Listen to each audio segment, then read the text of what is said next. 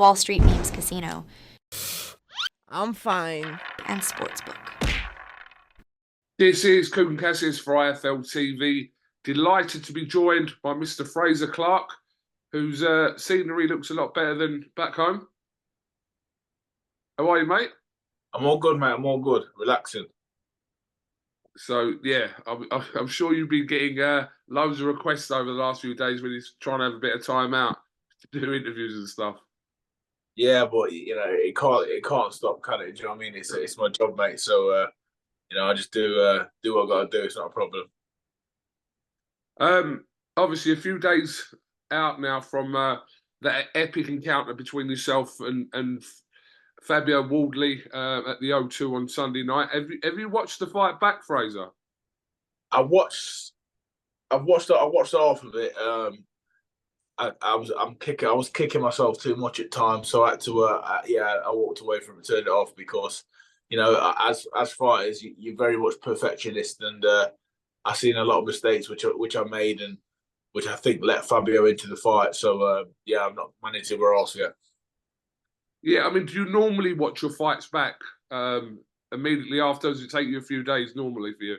No, the next time I usually watch it is when I get to the gym and then we have a little bit of analysis with the coach, with Angel. But I'm not one for watching it back usually. You know, I don't like watching myself back, if I'm honest.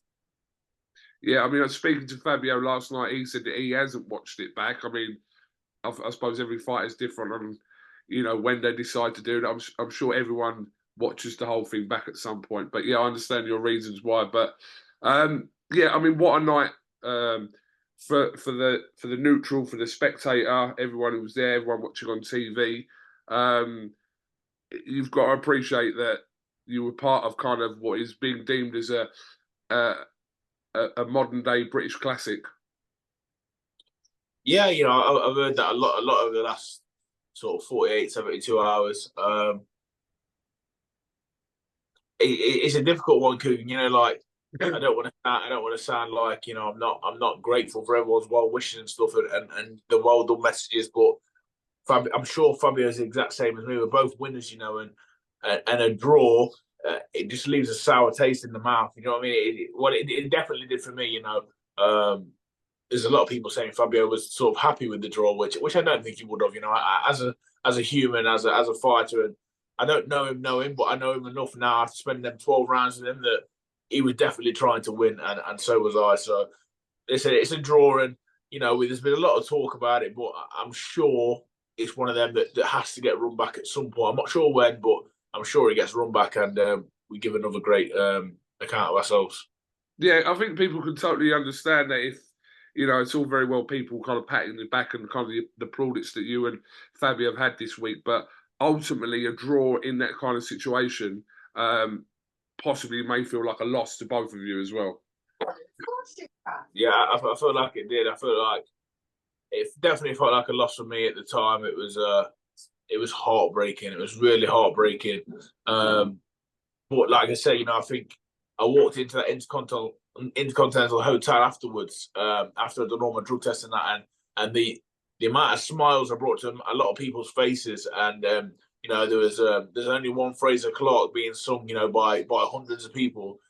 For that moment, it made me feel like a winner and like a champion.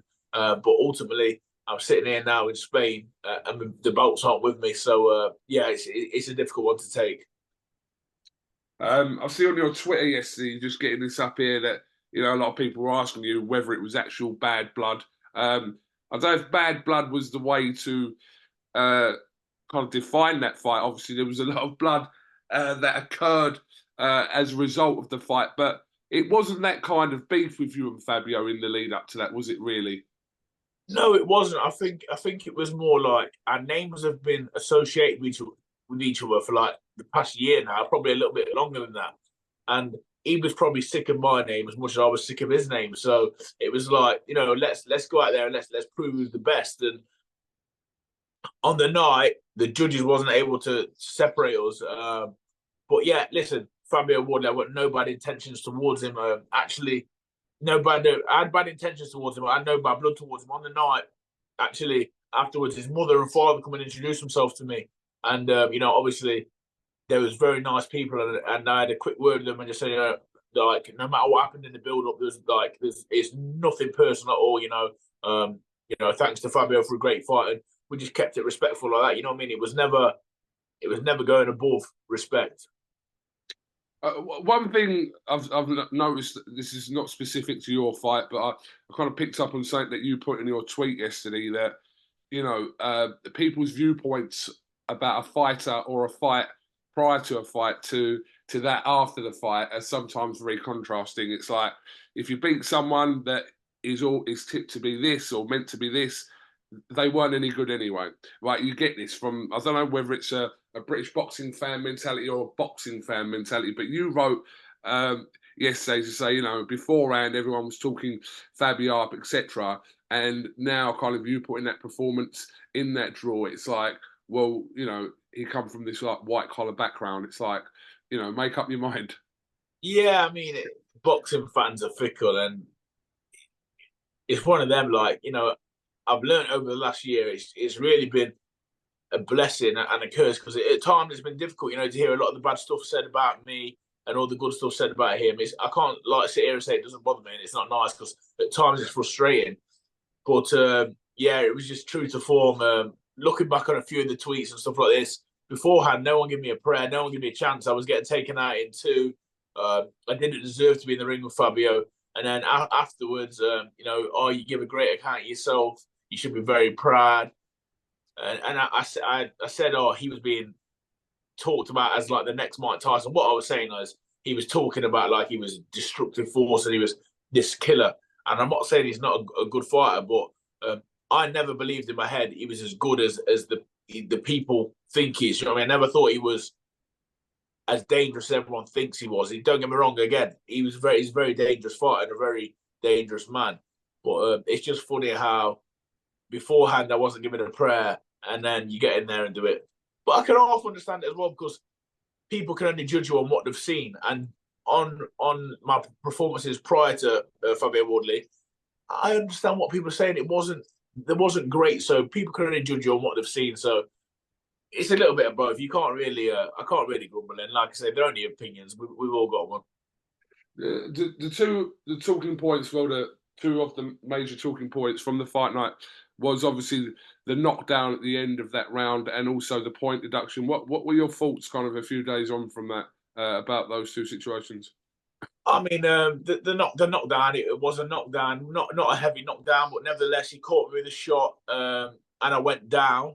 It was really silly mistake from myself. My feet were crossed, and something which I've worked on a lot in training. So, I slapped myself for that one. But the low blow. I mean, you know what? I have to give Fabio and his corner team a little bit of props. They're winners, and even when I landed a jab clean on his nose, they complained about it. So anything on the belt, they were definitely going to scream for it.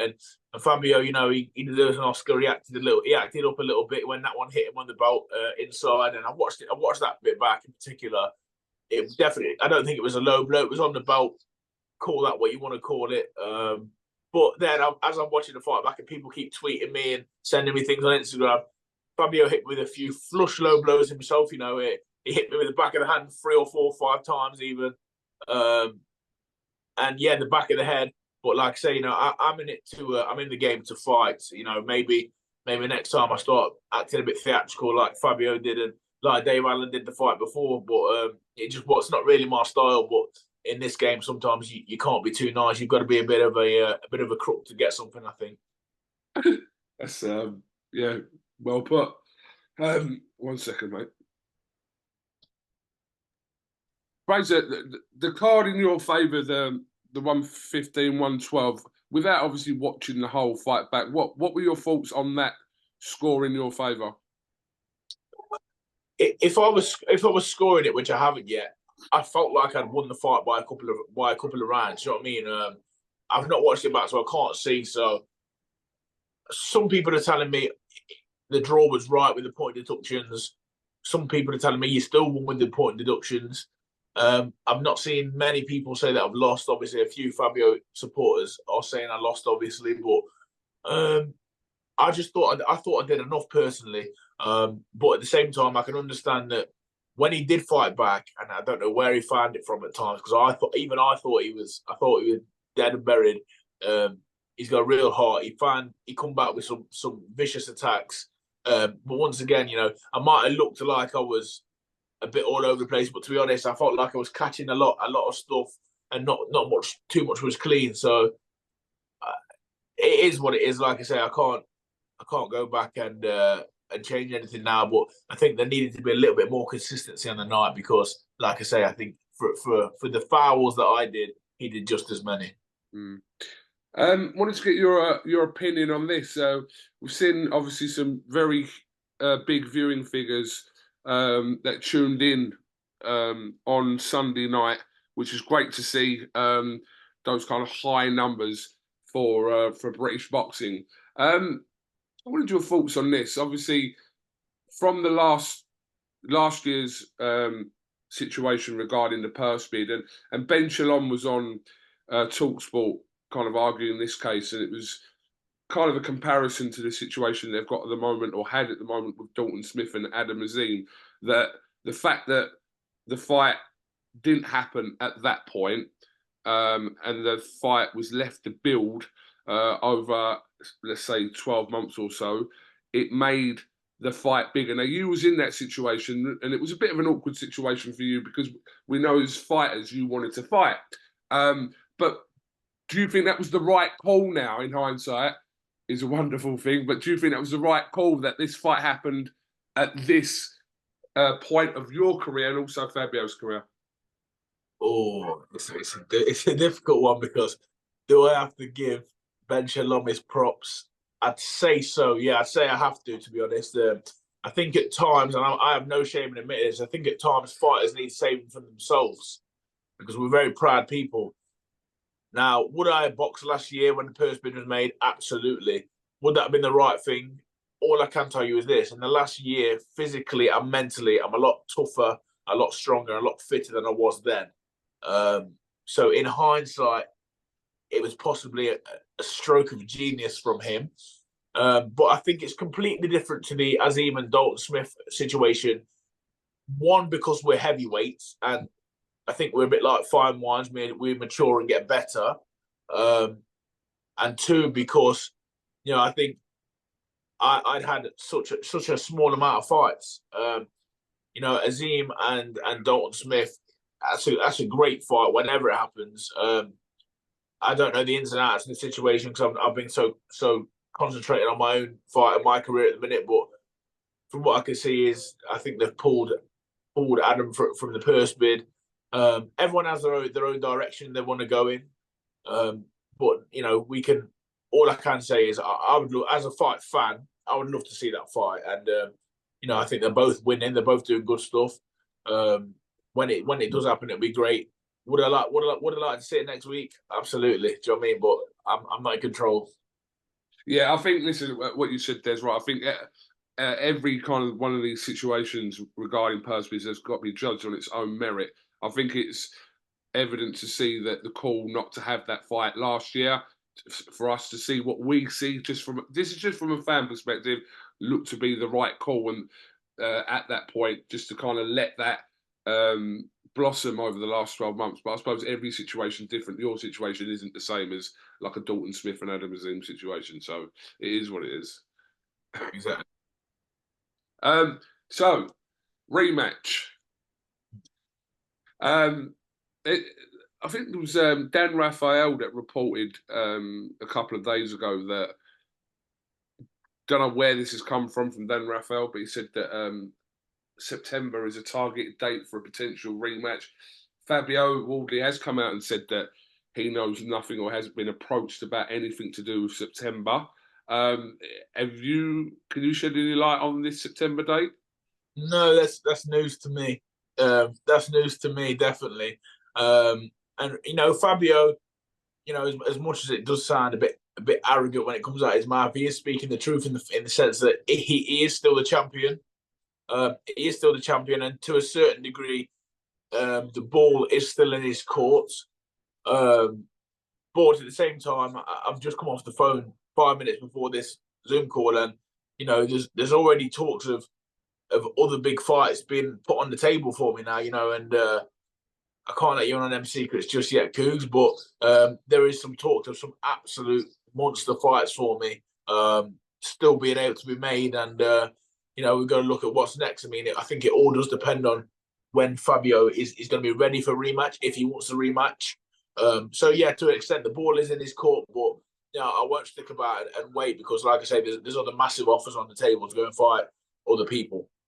Yeah, I mean, it makes sense. As much as we, like I said, from a fan or neutral perspective, we want to see the rematch. It's not the be-all and end-all of your careers to have to rematch. It would be nice to kind of put some kind of closure on that situation between you and Fabio, but there are fights for the pair of you out there that you can go into, not just off the back of that, but just in general in heavyweight boxing.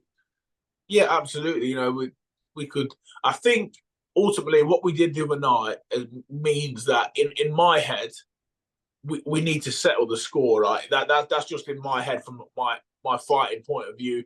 Now, whether Fabio is going to use his fighting brain or his business brain, or a bit of both, that's totally up to him. But whether we do it next or whether we do it, we've got to do it at some point. For me, nevertheless, I don't like to draw. It just doesn't sit right with me, and I'm sure the person it won't sit right with him. So at some point, I think once he spoke to the people that will be guiding his career, I think he'll have a bit more say of where he wants to go and what he wants to do. Once they tell him where he's going to fight, we'll go from there. But for me, we definitely need to settle the score at some point. Now, whether that's next or not, I don't know. If it's next, happy days. If it's not, then I'll like I say, I've got some massive offers and I can go elsewhere. But nevertheless, I think I won't sleep right until we've done it again and one man gets his hand raised, not both of us. Just a quick one before we finish. What did you think of Eddie Hearn tipping you to win that fight prior to it? I think Fabio wasn't too impressed with that prediction from Eddie Hearn, which he said in an interview. Anyway, I just wondered what your thoughts were after all the kind of, I think his reasoning was right. It was almost bang on. He was almost bang on. Subject to some dodgy scoring and refereeing, I think he was almost bang on. So Eddie is and says what he thinks. He does what he does. I suppose he's thinking, Fabio, the cheeky bastard, we put him on a pedestal, and then he just done one, hasn't he? So he's probably just thinking, let's have a little dig at him. But he knows his boxing, so let's say he didn't pick the wrong man. I don't think, but there we go.